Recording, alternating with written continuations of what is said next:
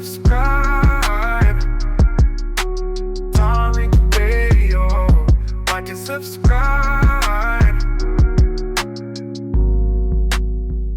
Get some more people. We got a lot of folks in here. Let's get let me see. Let's get Money Mitch. And we got Carla in here. Let's get Carla in here. A lot of people in here. Money Mitch. Yeah, Tariq.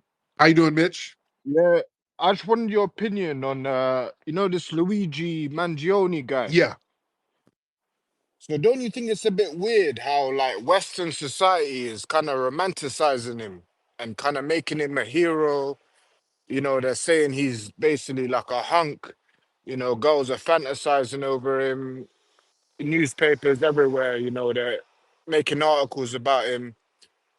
You Yeah, know, you know but what? you know, That's interesting because again, the white media, when it comes to propaganda, they got to spin things. So you got this alleged, because we don't know if this guy did it or not, but let's say he did this murder.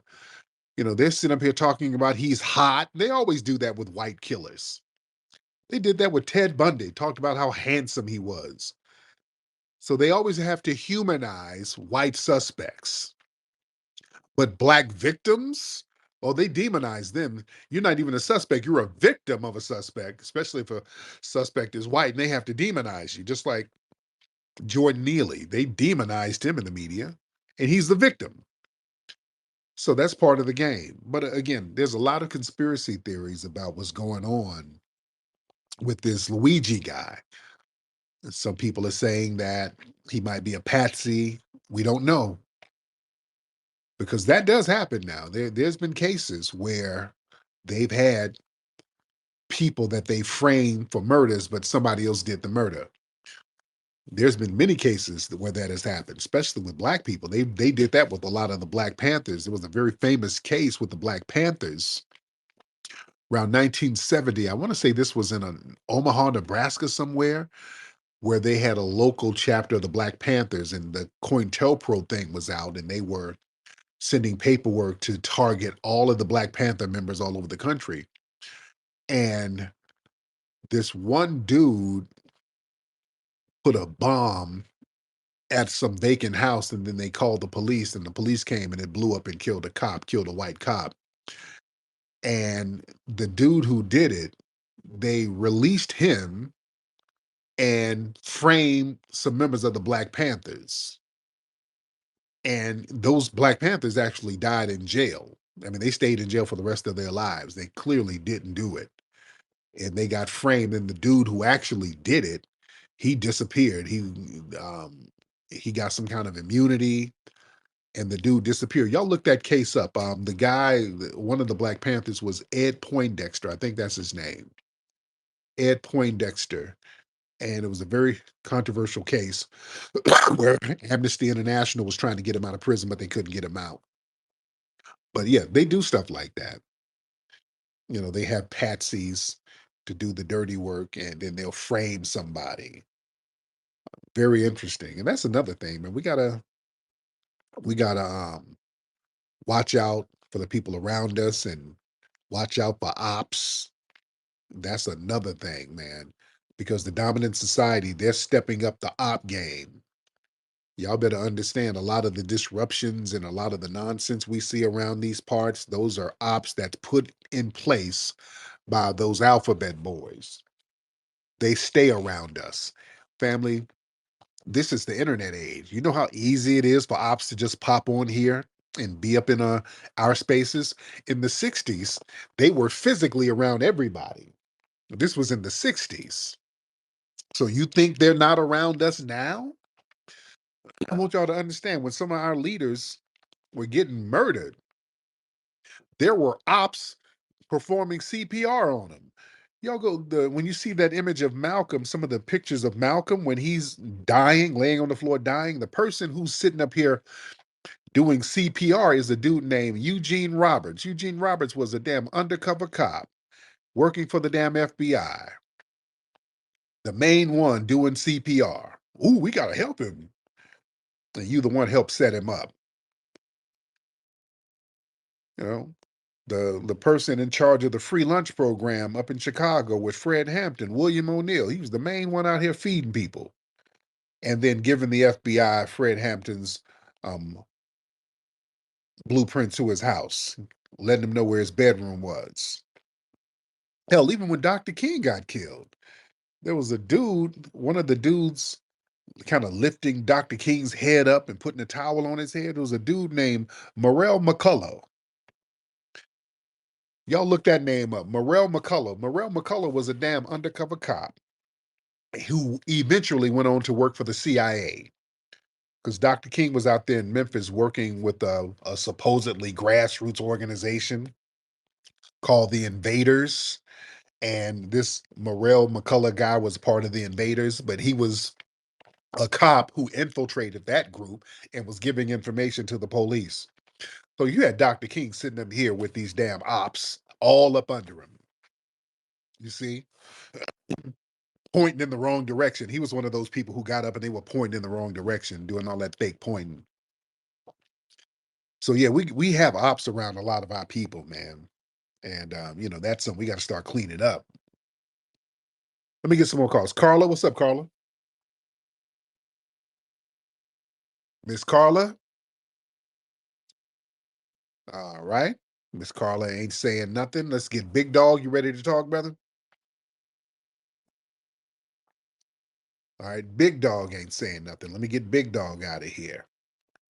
All right. Let me get Chosen One in the building. Then we'll get Chris in the building. All right. Chosen One, what's up, brother? Going. I'm good. How you doing, fam? I'm doing good. Let me just expand on that Gene Roberts guy that you was just talking about, because that's real interesting that you brought that up. And a lot of people don't know, like, he was a part of not just FBI, it was a special NYPD unit, Bossy, the Bureau of Special Service Investigations. Yeah. And remember, T, he also infiltrated the Black Panthers. He was the one who set them up with the Panther 21, said they was about to bomb the banks and all the buildings. Mm. Yeah. Check that out real fast if you can. And he was real active. Oh, yeah. He was real active. And a lot of people say when Malcolm got shot, like you said, he was his main bodyguard. And when he was on that stage, me personally, I think that he was not giving him CPR. He was making sure Malcolm was dead. Right. You know what I'm saying? Like, he was making sure, he's gone, he's out of here. And when you talk about ops, with the FBI, man, and I know you're aware of this. I'm not sure if a lot of the listeners are. What's out there in LA, where you are? They had a real thorough brother from the Panthers, Bunchy. Yeah. Yeah, you know what I'm talking about, Apprentice, Bunchy, and what's the other brother's name? John Huggins. Yeah. And the FBI was sending letters to the us organization and to the Panthers, saying, yeah, when we see you, it's on site back, and unfortunately they fell for it.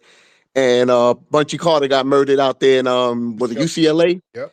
Mm-hmm. Yeah, UCLA. Yeah. And then they tried that same nonsense in Chicago with our brother Fred Hampton and Jeff Fort. Yeah. They tried to send the letters, and they caught the scam. And when the Panthers met up with what was it, the P Stones, Black P Stones, they met up in Chicago, and they was like, man, we ain't stupid. We know that ain't y'all. And they ignored that. But we definitely got to be aware of the ops, and they be in your spaces, and you see a lot of the faces. They change their names, they come on in here, and it's definitely something that we got to be aware of. I just wanted to add that little 2 cents Oh, yeah. to the conversation, man, and I definitely appreciate the space. Thank you, man. Real good All information. right. Thank you. So, yeah, man, it's real. It is real out here. Brother Chris, you in here? Yes, sir. Yes, sir. I am. What's going on, man? What's on your mind, Chris? What's going on, Tariq? Yeah, I don't know if you already touched on this. I just joined in the space, but I had saw with I don't know if you know who Kobe Covington is. He's the UFC fighter. Okay, I'm not familiar with him. Okay, so yeah, today, well, he's like a pretty big UFC fighter. He's pretty big in the Mayo community. You know, he's has those type of beliefs. Well, he's one of those. But he had brought up LeBron James today in that whole. Oh, you got muffled. I can't hear you. Am I good now? Yeah. Okay, yeah. He had brought up LeBron James. I guess he was doing a press conference, and his opening statement was him pretty much saying there's no party like a Diddy party, how LeBron was saying. I just wanted to see what you had to say about that, what your thoughts were on that. Sounds like he's to white supremacists. Yeah, that just sounds like he's trying to pander to the white supremacist crowd, just like that Latino boxer. He started pandering to the alt right. So yeah, that sounds like what that is. So yeah, these people are really showing their allegiances to the anti-black sectors of society. All right. All right. Let's get a couple of more people in here. We got a lot of folks in here. Let's get Black Tastic in the building. Black Tastic. Black Tats Black Tastic in the building. What's going on, Black? What's going on? What's going on? They act like we don't know where we come from. I want to address that first dude that came on that kind of like said that we don't, he from California. I'm from California, Yeah. and I'm from the Bay Area. I'm up here in the Bay. My daddy come from Coleman, Texas. Yeah, my daddy come from Coleman, Texas, and my mama is out of Mississippi. Yeah. Then most of us come through that Great Migration. Yep. And a lot of us, my auntie was giving me a story about how the brothers stayed in Oklahoma and let the children escape to Texas and California through the Great Migration when through that Tulsa thing. Yeah.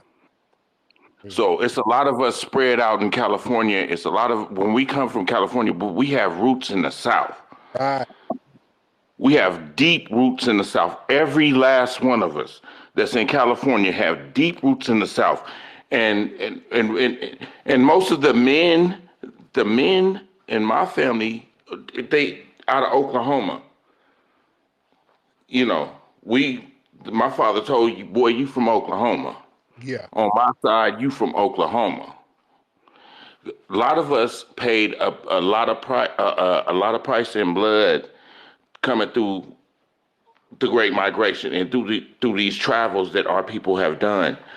And a lot of people don't understand that we feel deep and we can understand your tongue. We understand when you open your mouth where you from. Oh, we yeah. can we know. Oh yeah, we know. We know off top. Big time. Thank you for the call. But yeah, I know. Yeah, when he's the dude like, I'm from the Bay, dude, get the hell out of here. You live in the Bay, but you ain't from the Bay, dude. When I say from, you ain't got the aesthetics of the Bay. I know a Bay Area accent. I can hear somebody and tell that they're from the Bay. And he tried to be slick. The guy from earlier in the calls earlier, talking about ignorant black and all that old bullshit. No, that's clear tether talk. That's clear tether talk because that Bay Area accent has somewhat of a southern swang to it. It has a southern little twang. So yeah, I know Bay Area cats, dude.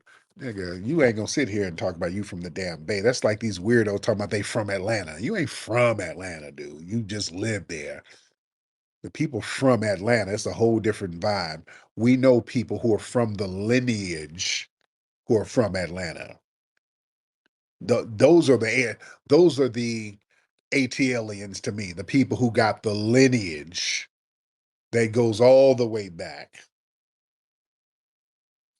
That's the real Atlanta. Some of these folks, you got Nigerians talking about they from Atlanta. You know what I'm saying? No disrespect to y'all, but come on.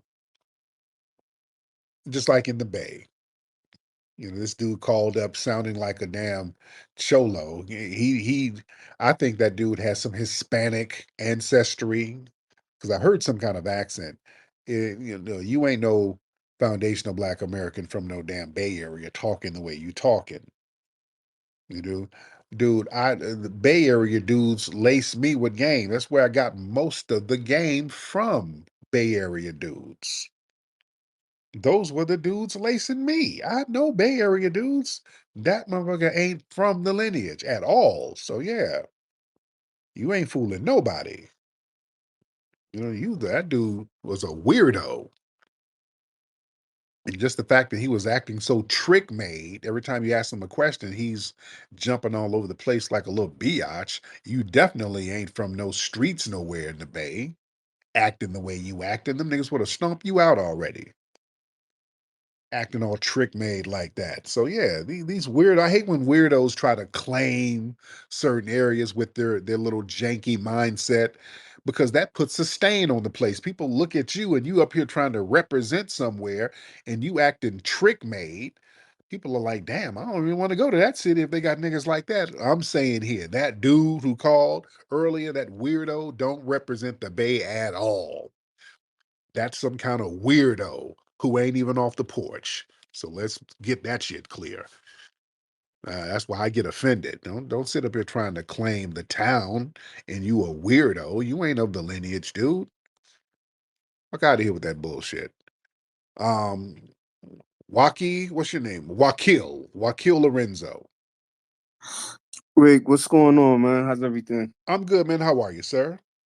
I'm good. Yeah, I just wanted to two things. Once I wanted to speak on, we got to culturalize counterintelligence tactics within our culture. You know what I'm saying? Because one, they try to get us with this social engineering shit Yeah. for way too long. You know what I'm saying? They take our culture because we give so much and we're so creative.